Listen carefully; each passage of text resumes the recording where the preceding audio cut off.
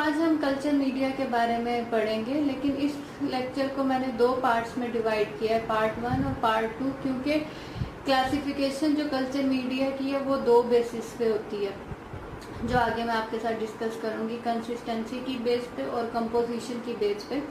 तो आज के लेक्चर में हम कंसिस्टेंसी की बेस पे कल्चर मीडिया की क्लासिफिकेशन को पढ़ेंगे और फिर नेक्स्ट लेक्चर में जो है हम पढ़ेंगे कंपोजिशन की बेस पे, क्योंकि अगर मैं एक ही में बनाती तो वो बहुत लंबा और फिर बहुत बोरिंग लेक्चर हो जाना था।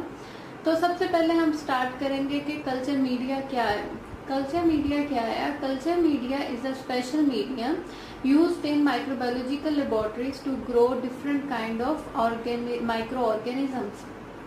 कल्चर मीडिया क्या है? कल्चर यानी कि ग्रोथ और मीडिया यानी कि एक ऐसा सरफेस प्रोवाइड करना या मीडियम प्रोवाइड करना, किसको? माइक्रो ऑर्गेनिजम्स को। और ये कौन सा मीडियम होगा? ये एक आर्टिफिशियल मीडियम, क्योंकि ये एक आर्टिफिशियल मीडियम होगा। जैसा कि इस मीडियम को हम खुद प्रिपेयर कर रहे हैं और इसको हम क्या बोलेंगे? कल्चर मीडिया, जिसके अंदर हम मोस्टली बैक्टीरिया को ग्रो करके चेक करते हैं। तो इस कल्चर मीडिया की कंपोजिशन क्या होगी? कंपोजिशन ऑफ कल्चर मीडिया में क्या क्या शामिल है? Water, energy source, carbon source, nitrogen source, mineral salt और स्पेशल ग्रोथ फैक्टर्स। ये तमाम इंग्रेडिएंट्स जो हैं ये तकरीबन कॉमन इंग्रेडिएंट्स हैं जो कि हर मीडिया में मौजूद होगा। और हर मीडिया को स्पेशल किससे हम करेंगे? जब हम ऐड करेंगे स्पेशल ग्रोथ फैक्टर्स, तो वो फिर क्या होगा कि हर मीडिया को हम डिफ्रेंशिएट कर सकेंगे कि ये कौन सा मीडिया, जो कि हम कंपोजिशन की बेस पे क्लासिफिकेशन अपने नेक्स्ट लेक्चर में मैं आपके साथ डिस्कस करूंगी, उसमें आप देखेंगे। लेकिन जो बेसिकली हर चीज मीडिया में चीज़ें मौजूद होंगी वो होंगी water, energy source, carbon source, nitrogen source, mineral salt और स्पेशल ग्रोथ फैक्टर्स। इस वजह से हम इसको बोलते हैं कि ये कल्चर मीडिया जो है एक तरह से ये एक आर्टिफिशियल मीडिया जो कि प्रिपेयर किया गया बाय ह्यूमन से। बाय नेचर ये प्रिपेयर नहीं होता, बाय ह्यूमन प्रिपेयर होता है, इसलिए ये एक आर्टिफिशियल मीडिया है जिसके अंदर हम फिर बैक्टीरिया को ग्रो कराते हैं या किसी भी चीज़ को ग्रो कराते हैं। लेकिन स्पेशली माइक्रो ऑर्गेनिजम्स में बैक्टीरियल कल्चर जो है वो सबसे ज़्यादा यूज़ होता है माइक्रोबायोलॉजी डिपार्टमेंट में। और फिर हम चेक करते हैं कॉलोनीज़ को या ट्रांसपोर्ट के लिए या जिस भी मीडिया के लिए यूज़ हो रहा है उस पर्पज़ के लिए हम कल्चर मीडिया को यूज़ करेंगे। तो नेक्स्ट अब इम्पॉर्टेंट पॉइंट यही आता है कि यूजेस ऑफ कल्चर मीडियम क्या है। तो यूजेस ऑफ कल्चर मीडियम जो है वो सबसे पहले हमने पढ़ा कि to identify the cause of infection from the clinical sample so that proper treatment can be given.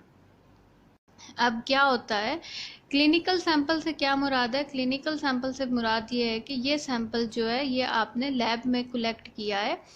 जैसे कि ये सैंपल कोई भी हो सकता है कल्चर के लिए, ब्लड सैंपल भी हो सकता है क्योंकि ब्लड कल्चर्स भी यूज़ होते हैं। फिर इसके अलावा यूरिन सैंपल भी यूज़ आप करते हैं कल्चर के लिए। यूटीआई के लिए स्पेशली स्टूल सैंपल्स होते हैं वो कल्चर करते हैं। तो या फिर वेजाइनल स्वैब्स होते हैं वो आप यूज़ करते हैं कल्चर करने के लिए, स्पेशली यूटीआई के लिए। तो ये किस लिए किए जाते हैं? ताकि ये मालूम किया जा सके कि एग्जैक्ट कौन सा ऑर्गेनिज्म है जो कि इन्फेक्शन कॉज कर रहा है और फिर उसके मुताबिक डॉक्टर जो है वो मेडिसिन रिकमेंड करें। ये जो फर्स्ट पॉइंट है इसका सबसे कॉमन यूज़ आपने देखा होगा। अगर आपके पास सैंपल्स आते हैं तो जो सबसे ज़्यादा कॉमनली सैंपल्स आते हैं वो यूटीआई के सैंपल्स लैब में आते हैं। जो यूटीआई हम किसे बोलते हैं? Urinary tract infection. या तो वो फिर यूरिन की सूरत में होंगे या वेजाइनल स्वैब्स की सूरत में होंगे, क्योंकि अक्सर क्या होता है प्रेग्नेंट लेडीज़ में यूटीआई जो है यूरिनरी ट्रैक्ट इन्फेक्शन जो है वो बहुत ज़्यादा कॉमन होता है। तो अक्सर डॉक्टर्स अगर कोई एंटीबायोटिक्स रेफ़र भी करती हैं तो जब वो 1 वीक के बाद दोबारा जाते हैं तो वो इन्फेक्शन उसी लेवल का होता है। तो उस सूरत में फिर डॉक्टर की ने देखना होता है, क्योंकि ऑलरेडी पेशेंट प्रेग्नेंट भी होती है तो उसको बहुत ज़्यादा सेफ मोड में उसको एंटीबायोटिक देनी होती है। तो फिर वो उस सूरत में ज़्यादातर जो है वो कल्चर रेफ़र करते हैं ताकि वो ये देख सकें कि वो कौन सा बैक्टीरिया एग्जैक्टली जो है इन्फेक्शन कॉज कर रहा है, ताकि उसके मुताबिक जो है वो फिर वो मेडिसिन दे सकें। तो ये क्या पॉइंट क्या हो गया? To identify cause of infection from the clinical sample so that proper treatment can be given। इसके बाद नेक्स्ट पॉइंट क्या आता है? इसके बाद नेक्स्ट पॉइंट है टू स्टडी द कैरेक्टरिस्टिक्स और प्रॉपर्टीज ऑफ माइक्रो ऑर्गेनिजम्स। अब ये पॉइंट ज़्यादा इम्पोर्टेंट किधर होता है, लैब्स में भी इम्पोर्टेंट है कि ज़ाहिर हम किसी भी अगर बैक्टीरिया हमारा जो क्लासीफाई है उसके मुताबिक फिर हम उसको फर्दर देखेंगे कि अनटिल सेंसिटिविटी टेस्ट तक जो है वो कल्चर मीडियाज ही यूज़ होते हैं। तो फिर उस सूरत में भी ये देखने के लिए कि इस माइक्रो ऑर्गेनिज्म की क्या फर्दर करेक्टरिस्टिक्स और प्रॉपर्टीज़ हैं वो जानने के लिए भी कल्चर मीडिया यूज़ होगा। इसके अलावा ये करेक्टरिस्टिक्स और प्रॉपर्टीज जो हैं वो मोस्टली अगर माइक्रोबायोलॉजिकल जो रिसर्च सेंटर्स हैं उनमें भी कल्चर मीडिया का बहुत ज़्यादा इस्तेमाल होता है, क्योंकि अगर उन्होंने किसी भी बैक्टीरिया कि स्पेशली या कोई भी दूसरा माइक्रो ऑर्गेनिज्म है अगर उसकी स्टडी करनी है, उसकी प्रॉपर्टीज़ या उसकी क्या स्ट्रक्चर क्या करेक्टरिस्टिक्स हैं वो स्टडी करने के लिए भी वो लोग कल्चर मीडिया यूज़ करते हैं ताकि वो ग्रोथ कर सकें कॉलोनीज़ को, फिर आगे से फर्दर वो स्टडी कर सकें। तो इस सूरत में भी जो है ये जो कल्चर मीडिया का है वो यूज़ होता है। और थर्ड क्या है, थर्ड जो है कि to prepare biological products like vaccine और टॉक्सॉइड्स। वैक्सीन्स आपको पता है क्या होती हैं, कोई भी एंटीबॉडी के अंदर जो है वो पहले से ही एंटीबॉडी इंट्रोड्यूस कराना ताकि आपकी कोई भी जो एंटीजन है वो अफेक्ट ना कर सके बॉडी को, जो कि न्यूबॉर्न बेबीज़ को भी दी जाती है, अडल्ट को भी दी जाती है। डिफरेंट टाइप ऑफ वैक्सीन है जो डिफरेंट स्टेजेस ऑफ लाइफ पे दी जाती हैं। तो उन वैक्सीन्स की प्रोडक्ट को प्रिपेयर करने के लिए भी कल्चर मीडिया यूज़ किया जाता है ताकि उन वैक्सीन्स को भी फर्दर चेक किया जा सके कि इन पे कोई कौन सा बैक्टीरिया या जो है वो अफेक्ट करेगा, तो उसके मुताबिक वो फिर वो वैक्सीन जो है या टॉक्सॉइड्स जो हैं वो प्रिपेयर कर सकें। तो ये तो थे यूजेस ऑफ कल्चर मीडियम। अब हम पढ़ेंगे इसके बाद क्लासिफिकेशन ऑफ कल्चर मीडिया। लेकिन जो फर्स्ट क्लासिफिकेशन इस लेक्चर में मैं आपके साथ डिस्कस करने जा रही हूँ वो है on the base of consistency. Consistency आपको पता है किसे बोलते हैं कि चीज़ लिक्विड है, सॉलिड है या वाटरी है या सेमी सॉलिड है। तो अब ये स्टार्ट करेंगे। अब मेन टॉपिक स्टार्ट होता है classification of culture media. Culture media को हम क्लासिफाई करते हैं कंसिस्टेंसी की बेस पे। कंसिस्टेंसी बोलते हैं कि उसकी प्रेजेंट जो कंडीशन है वो कौन सी है, सॉलिड है, लिक्विड है या फिर सेमी सॉलिड है, इस बेस पे, यानी कि वो सख्त है, थोड़ी सी सख्त है या बिल्कुल पानी जैसी है। तो उस बेस पे भी कल्चर्स को क्लासिफाई किया जाता है। तो 3 तरह की क्लासिफिकेशन है कंसिस्टेंसी की बेस पे, solid media, semi solid media, liquid और ब्रॉथ मीडिया। ब्रॉथ भी लिक्विड को ही बोलते हैं। सबसे पहला है solid media. Media are solidified, यानी कि कल्चर मीडिया को या मीडिया को सॉलिडिफाई किया जाता है किससे, बाय इनकॉर्पोरेटिंग। इनकॉर्पोरेट का मतलब होता है एब्जॉर्ब कराना किसी भी चीज को। तो मीडिया के अंदर क्या कि कौन से सॉलिडिफाइड एजेंट को एब्जॉर्ब कराया जाता है, एगर या जेलेटिन। और एगर या जेलेटिन की जो नेचर है वो कैसी है, जेल नेचर। जेल नेचर आपको पता है कैसी होती है, जैसे मैं आपको कैसे एक्सप्लेन करूं, जैसे वो हम लोग खाने के लिए जेलीज भी इस्तेमाल करते हैं ना, सेम टाइप जेल नेचर।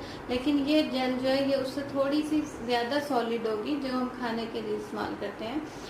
तो ये सिर्फ मैं आपको समझा रही हूँ कि नेचर ऑफ एगर। तो medias are solidified by incorporating, या मैं ये भी कह सकती हूँ medias are solidified by absorbing a gelling agent such as agar और जेलेटिन। लेकिन सबसे ज्यादा जो सॉलिडिफाइंग एजेंट यूज होता है वो एगर यूज होता है कल्चर मीडिया के अंदर। अब एगर क्या है, एगर जो है वो है polysaccharide extract obtained from seaweed. Polysaccharide बोलते हैं अगर आपको कार्बोहाइड्रेट्स की प्रॉपर्टीज पता हो, जिसमें हम कार्बोहाइड्रेट का स्ट्रक्चर अगर आपको पता हो, कोई भी कार्बोहाइड्रेट कंपाउंड है उसके 3 टाइप ऑफ स्ट्रक्चर्स होंगे, मोनोसेक्राइड, डाइसेक्राइड, पॉलीसेक्राइड। मोनोसेक्राइड यानी कि एक शुगर कंपाउंड मौजूद होगा जो उसका स्ट्रक्चर है, और डाइसेक्राइड यानी कि 2 शुगर कंपाउंड अटैच होंगे, और पॉलीसेक्राइड यानी कि 2 से ज्यादा शुगर कंपाउंड चेन जो अटैच होंगी वो हम पॉलीसेक्राइड बोलेंगे। तो एगर की नेचर क्या है, एगर एक तो कार्बोहाइड्रेट नेचर होगा लेकिन इसकी नेचर क्या है, पॉलीसेक्राइड। और ये किससे हासिल होता है, ऑब्टेन्ड फ्रॉम सीवीड। सी से आपको पता चल गया होगा कि ये समुंदर में मौजूद होता है। तो सीवीड हम बोलते हैं समुद्री घास, अगर आपने सुना हो, जो कि बिल्कुल समुंदर के अंदर नीचे उसकी चट्टानों के साथ चिपकी हुई होती है, उसको हम सीवीड बोलते हैं। तो ये एगर जो है उस सीवीड से हासिल किया जाता है, एक्सट्रैक्ट किया जाता है।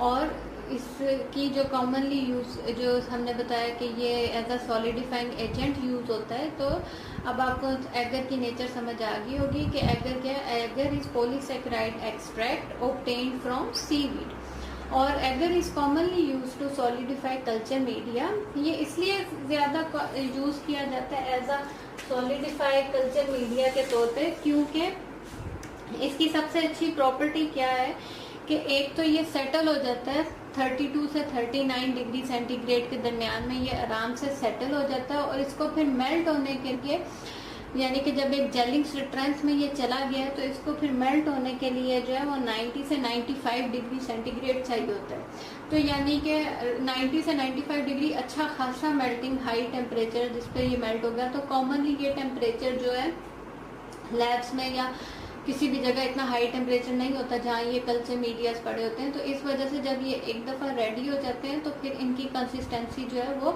अच्छी रहती है, यानी कि ये फिर इतनी अच्छी इसमें हाई जेलिंग स्ट्रेंथ आ जाती है कि ये फिर नॉर्मल टेम्परेचर या थोड़ा सा भी अगर हाई टेम्परेचर होगा 50 या मैक्सिमम 60 भी आप कर लें तो भी इसकी जो जेलिंग स्ट्रेंथ है उस पर फ़र्क नहीं पड़ेगा।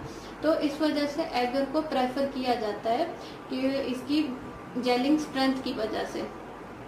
और कंसंट्रेशन जो एगर की यूज होती है किसी भी मीडिया में वो तकरीबन 1.5 से 2% जो है वो यूज होती है।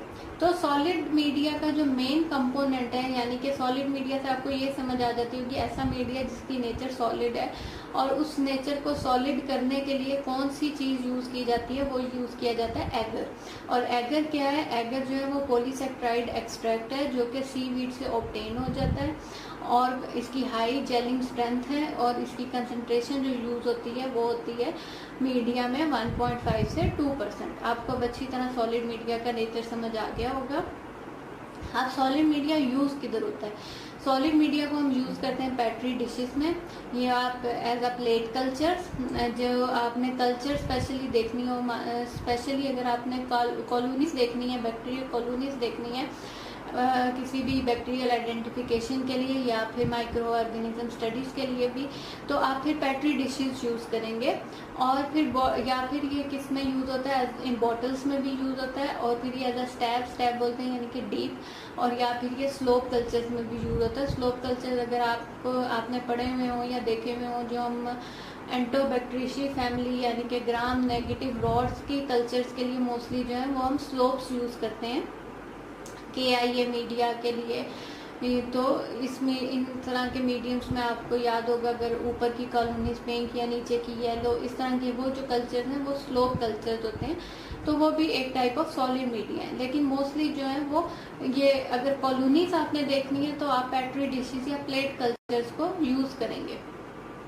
और पर्पस क्यों, मतलब क्यों कल्चर किया जाता है सॉलिड मीडिया में, फिर वही बात आ जाती है कि purpose of culturing in solid medium is to isolate individual separate colonies present in the specimen. यानी कि अगर आपने किसी भी स्पेसिमेन की इंडिविजुअल कॉलोनीज देखनी है कि इस स्पेसिमेन में कौन कौन सा बैक्टीरिया मौजूद है, तो आप उसकी कॉलोनी फॉर्मेशन देखना चाहते हैं तो आप सॉलिड मीडिया यूज करेंगे।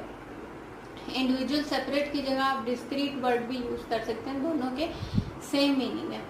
और ये क्यों, इससे क्या होता है कि ये एनेबल कर देता है कल्चर्स को, ताकि वो आइडेंटिफिकेशन और फर्दर सेंसिटिविटी टेस्टिंग के लिए आपको हेल्प आउट करेंगे सॉलिड कल्चर मीडियाज।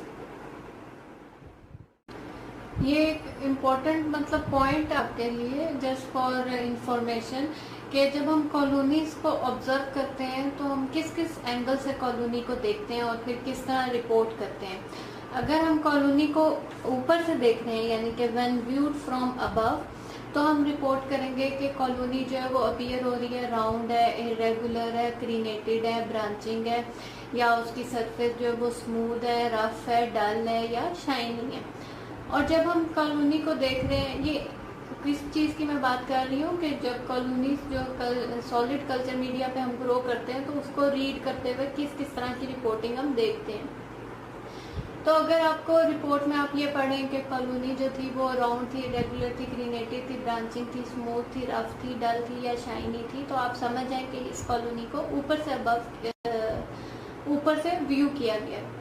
और जब हम कॉलोनी को साइड से व्यू करेंगे तो कैसे रिपोर्ट करेंगे कि ये फ्लैट है या रेज्ड है, यानी कि इसका जो लेवल है उसमें आप डिप्रेशन भी देखने हैं और हाई लेवल भी देखने हैं, यानी कि रेस्ड भी देखने हैं।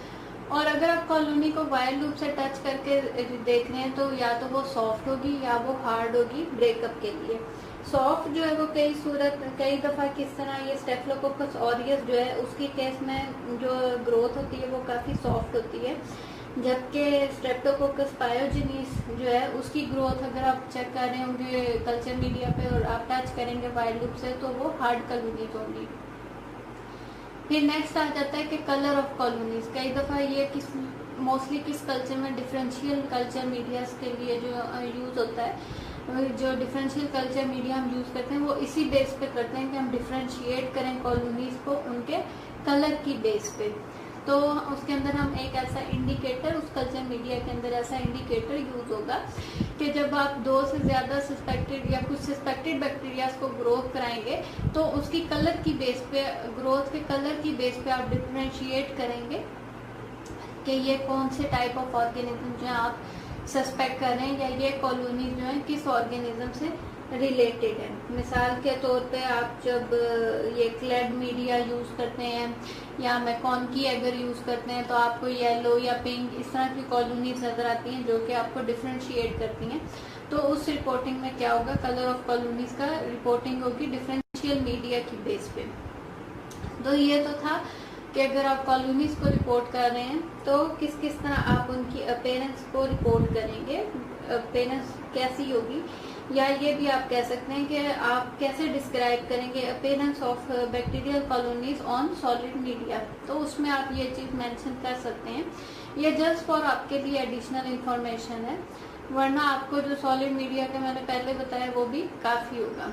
नेक्स्ट जो टाइप ऑफ मीडिया है on the base of consistency वो है सेमी सॉलिड कल्चर मीडिया। इससे आपके नाम से ही आपको समझ आ जाएगा कि ये मीडिया भी सॉलिड है लेकिन सेमी सॉलिड, यानी कि ये उतना सॉलिड नहीं होगा जितना कि सॉलिड मीडिया जो है वो सॉलिड होगा।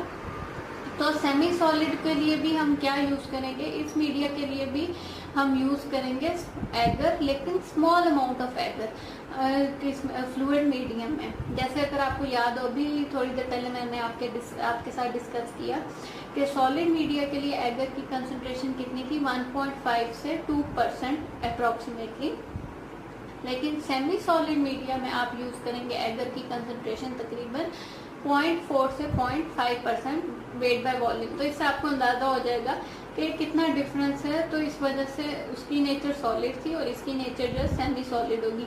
सेमी सॉलिड आप कह सकते हैं जैसे कि कस्टर्ड की कंसिस्टेंसी आपको पता है, उस टाइप ऑफ कंसिस्टेंसी जो होगी सेमी सॉलिड कल्चर मीडिया की होगी। तो सेमी सॉलिड कल्चर मीडिया कहाँ पे यूज होता है? Semi solid culture media mostly use होता है ट्रांसपोर्ट मीडिया के तौर पे, या फिर मोटिलिटी टेस्ट के लिए, या फिर मोस्टली बायोकेमिकल टेस्ट के लिए हम सेमी सॉलिड मीडिया को यूज करते हैं। अब हम डिस्कस करेंगे last type of media on the base of consistency. Third type है लिक्विड मीडिया, या जिसे हम ब्रॉथ मीडियम भी बोलते हैं। ब्रॉथ में लिक्विडी कंसिस्टेंसी को बोला जाता है। लिक्विड यानी कि आपको पता है जैसे वाटर कंसिस्टेंसी होगी, उसी तरह की कंसिस्टेंसी होगी लिक्विड मीडिया की। तो लिक्विड मीडिया को हम क्यों लिक्विड मीडिया बोलेंगे? क्योंकि इस मीडिया के अंदर न्यूट्रिएंट्स तो मौजूद होंगे, लेकिन ये कोई भी सिंगल या ट्रेस या एलिमेंट, इसमें कोई भी 1% या 0.1% भी जो है वो जेलेटिन या एगर मौजूद नहीं होगा, 0% होगा तकरीबन।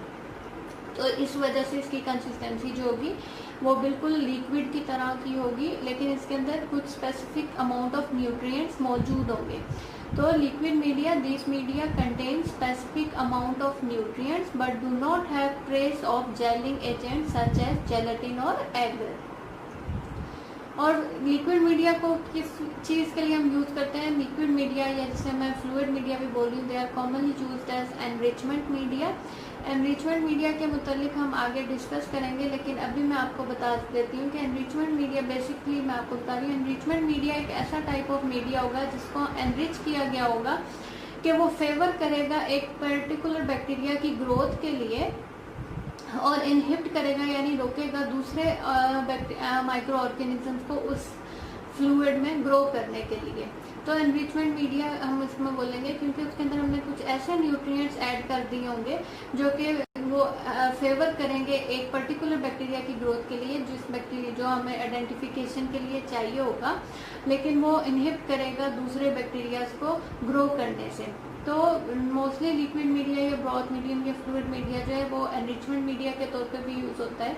इसके अलावा जो है ये बायोकेमिकल टेस्टिंग जैसे कि पेप्टोन, वाटर, शुगर, इस तरह के टेस्ट के लिए भी लिक्विड मीडिया को यूज किया जाता है। तो ये था कंसिस्टेंसी की बेस पे 3 टाइप्स ऑफ क्लासिफिकेशन हमने डिस्कस की, solid media, semi solid media और लिक्विड मीडिया। अगर आपको बेसिक समरी में आप इम्पोर्टेंट पॉइंट इसमें आपने क्या याद रखना है कि सॉलिड मीडिया जो है वो इसलिए इम्पोर्टेंट है, अगर आपने कॉलोनी स्टडी करनी है बैक्टीरियाज की तो आपको लाजमी सॉलिड मीडिया ही यूज करना पड़ेगा। और सॉलिड मीडिया को हम क्यों सॉलिड बोलेंगे, क्योंकि हम उसके अंदर जो स्पेसिफिक न्यूट्रिएंट्स के अलावा या मिनरल जो भी एक मीडिया की कंपोजिशन होती है उसके अलावा हम जो है वो एगर यूज कर रहे हैं या जेलेटिन यूज कर रहे हैं। और जैसे मैंने बताया मोस्ट कॉमनली जो है वो एगर यूज किया जाता है। और एगर क्या था, एगर हमने पढ़ा था पॉलीसेकेराइड एक्सट्रैक्ट होता है फ्रॉम सीवीड, और सीवीड जो है वो समुंदर के अंदर जो है बिल्कुल तय पे, बिल्कुल रॉक्स, बिल्कुल समुंदर के नीचे रॉक्स मौजूद होती हैं, उस पर ये मौजूद होता है सीवीड प्लांट,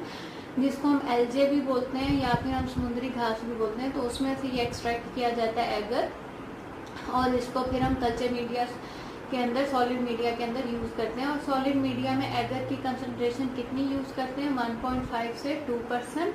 और फिर हमने डिस्कस किया semi solid media. Semi solid media में हमने डिस्कस किया कि 0.4 से 0.5% जो है वो एगर यूज किया जाता है उसकी कंपोजिशन में, और ये ट्रांसपोर्ट के लिए और बायोकेमिकल टेस्ट के लिए इम्पोर्टेंट है सेमी सॉलिड मीडिया। और थर्ड पे हमने डिस्कस किया लिक्विड मीडिया, यानी लिक्विड मीडिया के अंदर हमने बताया कि कुछ स्पेसिफिक अमाउंट ऑफ न्यूट्रिएंट्स होंगे लेकिन कोई भी ट्रेस एलिमेंट जो है वो जेल या एगर का मौजूद नहीं होगा।